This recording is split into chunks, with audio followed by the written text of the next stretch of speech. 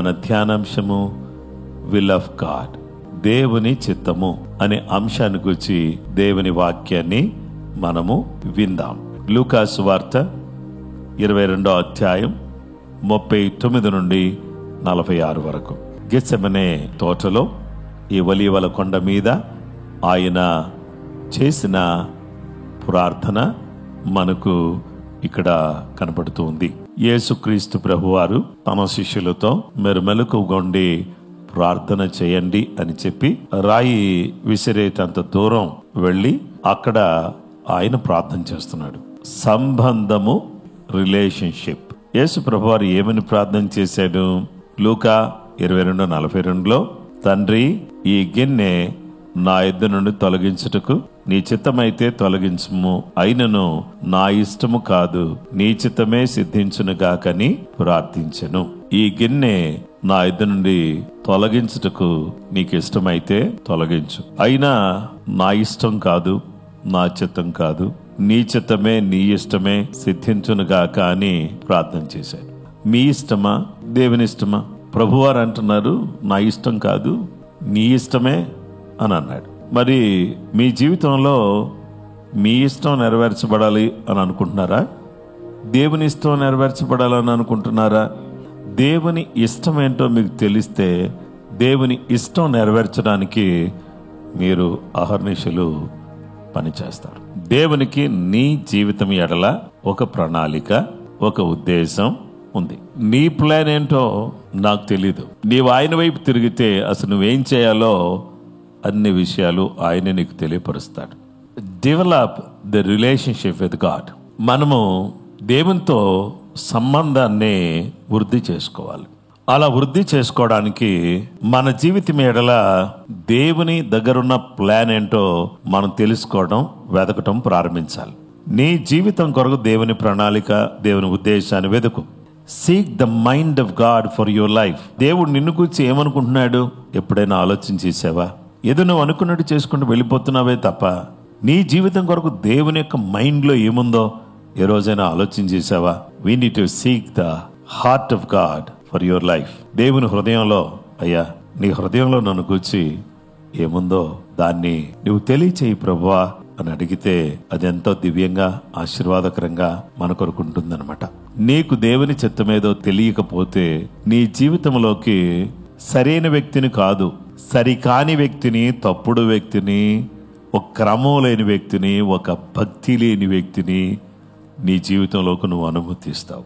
అనుమతించినప్పుడు ఏం జరుగుతుందంటే నీ జీవితంలో నీకు కలిగేటటువంటి నష్టం ఏంటో తెలుసా? నీవు నీ సమయాన్ని కోల్పోతావు. దేవుని చిత్తం ఏంటో నీ జీవితంలో తెలియకపోతే you will allow someone, you will entertain someone.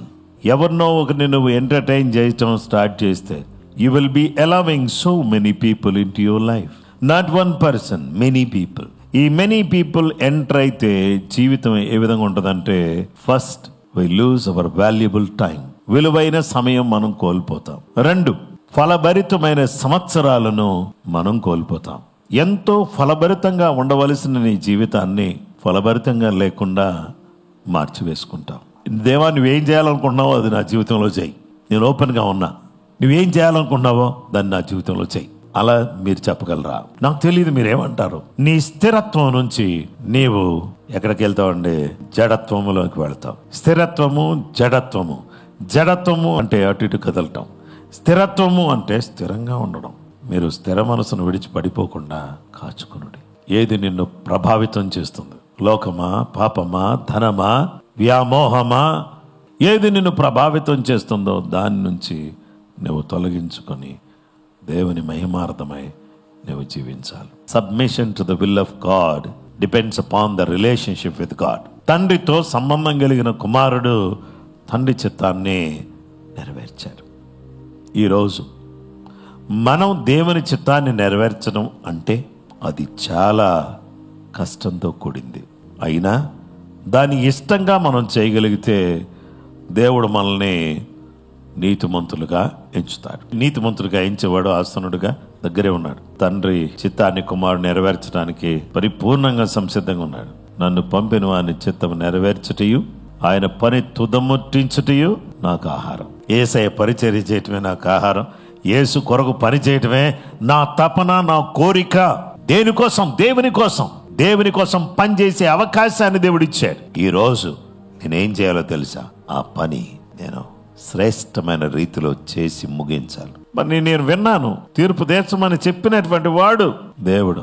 యేసు క్రీస్తు ప్రభువారు తండ్రి ఏదైతే చెప్తున్నాడో దాని ప్రకారంగా తీర్పు తీర్చుకుంటూ వచ్చారు. ఈరోజు నా ఇష్టమును ప్రకారం చేయగోరను, నా దేవుని చిత్త ప్రకారంగా నేను చేస్తాను. అంత్యదినమందు వాళ్ళందరినీ లేపాలి. ఎక్కడి నుంచి లేపాలి? సమాధిలోంచి లేపాలి అంత్యదినమందు వాళ్ళని. అందుకనే ఆయన చిత్తం చేస్తున్నాను నేను. యోహాను సువార్త 8:29 నన్ను పంపినవాడు నాకు తోడై ఉన్నాడు, ఆయనకి ఇష్టమైన కార్యం నేను ఎల్లప్పుడూ చేయదును, గనుక ఆయన నన్ను ఒంటరిగా విడిచిపెట్టలేదని చెప్పాను.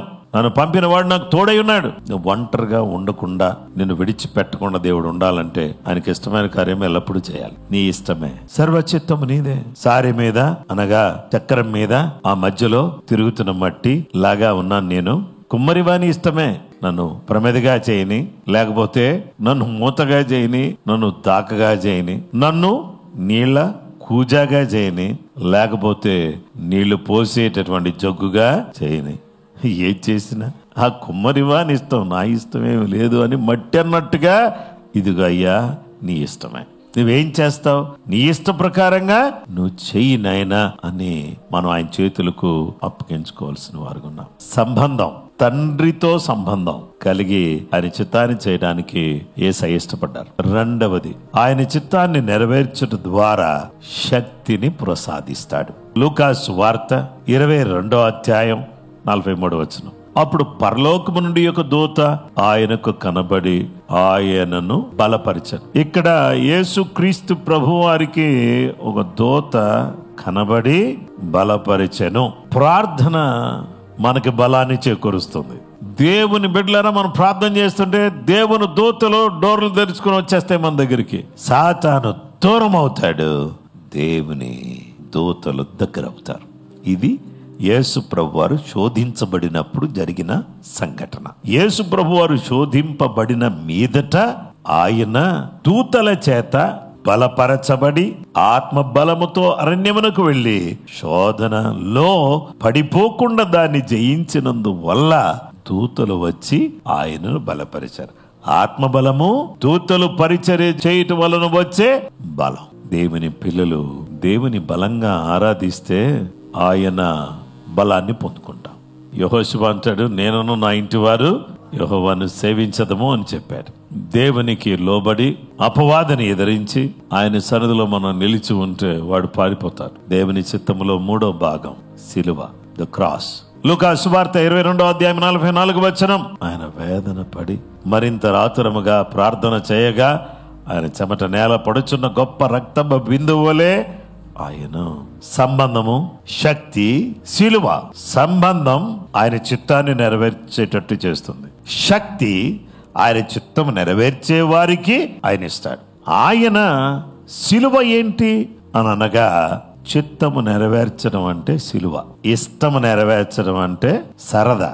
నీ ఇష్టం నెరవేరుస్తా ఉంటే నీకు చాలా సరదాగా అనిపిస్తుంది. చిత్తం నెరవేర్చడంటే సిలువ.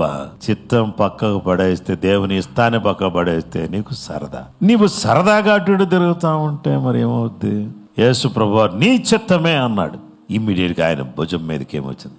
సిలువ వచ్చింది. తండ్రి, నా హృదయం కలవరపడుతుంది, చాలా కలవరం వచ్చేస్తుంది. ఏదేమైనా నీ నామాన్ని మహింపరుచుకో. బాప్తిసం పొందినప్పుడు ప్రియ కుమారుడు ఆనందిస్తున్నాను. రూపాంతరపు కొండ మీద ప్రియ కుమారుడు ఈయన మాట వినండి. సిలువలో నా ప్రియ కుమారుడిని నేను నలగొడుతున్నాను. ఎవరి కోసం? మీ అందరి కోసం. లోకంలో ఉన్న వాళ్ళందరి కోసం నా కుమారుడు నేనేం చేస్తున్నాను? I crush my son. When I crush, blood is oozing from the wounds. Yesu నలగొట్టబడ్డాడు, ఆయనలో నుంచి బ్లడ్ బయటకు వచ్చింది. ఆ బ్లడ్ ఏం చేసిందో తెలుసా? Now blood is fulfilling the will of God. దేవుని చిత్తాన్ని ఈ రక్తం నెరవేరుస్తోంది. ఎలాగా? ఇదిగో హిమగిరి నగర్ పెనుయల్ గాస్పెల్ చర్చ్. అక్కడ కొంతమంది వచ్చి అక్కడ కూర్చున్నారు. వాళ్ళలో కొంతమంది రక్తంతో కడగబడిన వాళ్ళు ఉన్నారు, కొంతమంది రక్తంతో ఇంకా కడగబడకుండా వచ్చి అట్లా కూర్చున్నారు. వాళ్ళ కోసం నేను కాచిన రక్తం ఇదే. ఈ రక్తాన్ని గురించి నువ్వు మాట్లాడితే, చిత్తాన్ని గురించి మాట్లాడితే నేను వాళ్ళని శుద్ధీకరిస్తా, వాళ్ళ జీవితాన్ని మారుస్తా. పడిపోయిన స్థితిలో, దిగజారిన స్థితిలో, కూలిపోయిన స్థితిలో ఉన్నటువంటి వారిని నేను లేవనెత్తుతా. Fulfilling the will of God is not an easy thing. దేవుని చిత్తం నెరవేర్చడం అనేది ఈజీ కాదు. It costs a lot. దాని ఖరీదు చాలా ఎక్కువ. యేసు ప్రభువారు ఆ చిత్తాన్ని నెరవేర్చడానికి ఆయన ఏం చేశాడు తెలుసా? హెబ్రీ పత్రిక 5వ అధ్యాయం 7వ వచనంలో రోదన, కన్నీళ్లు, మరణం నుంచి రక్షింపగలవానికి ప్రార్థనలు, యాచనలు. నా దేవా, నా దేవా, నన్నెందుకు చేయి విడిచితివే? నన్ను రక్షింపక నా ఆర్తధ్వని వినక నీవేళ దూరంగా ఉన్నావు. When I cry, why you not coming? నేను మొరపెడుతున్నానే, ఆర్తధ్వని చేస్తున్నానే, ఎందుకు దగ్గర రావట్లేదు? లోక పాపమును మోసుకుని పోవు గొర్రె పిల్లగా నీవు వచ్చావు నాన్న. నీ మీద పాపం మోయబడింది. అందుకనే when you cry, I'm not in a position to come to you because you are carrying the sin of the world. లోక పాపాన్ని మోస్తున్నావు నాన్న అని తండ్రి అయిన దేవుడు ఆయనకు దూరంగా ఉన్నాడు. ప్రార్థించుచున్న యేసు కనబడుతున్నాడు. శ్రమ పడుతున్న యేసు కనబడుతున్నాడు. ప్రార్థన ద్వారా బలాన్ని పొందుకున్నాడు. ప్రార్థన ద్వారా మహిమ పరచబడ్డాడు. సిలువ లేదా రక్షణ లేదు, సిలువ లేదా విజయం లేదు, సిలువ లేదా కుమారత్వం లేదు. నీవు దేవుణ్ణి తండ్రి అని పిలవలేవు.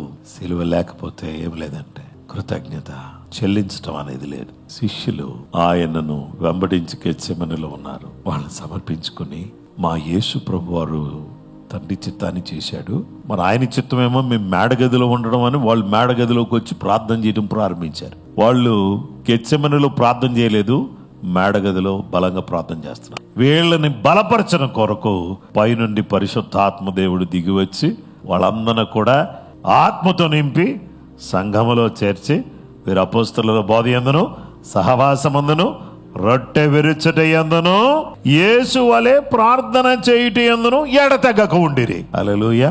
సిలువ ముగింపు కాదు. Cross is not the end. సిలువ అనేది ముగింపు కాదు. ప్రాబ్లమ్స్ అనేవి ముగింపు కాదు. కష్టాలు అనేవి ముగింపు కాదు. తృణీకారము ముగింపు కాదు. ఉమ్మివేయబడుట అనేది ముగింపు కాదు.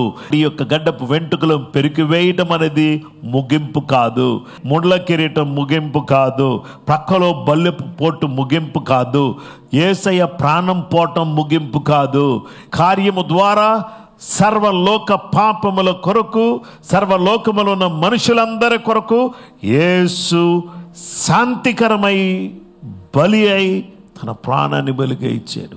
ఇప్పుడు ఆయన సమాధిలో నుండి తండ్రి చిత్తము నెరవేర్చే వాడికి లోకమును దాని ఆశ గతించును, కానీ దేవుని చిత్తమును నెరవేర్చువాడు నిరంతరము నిలుచును. He who does the will of God remain forever.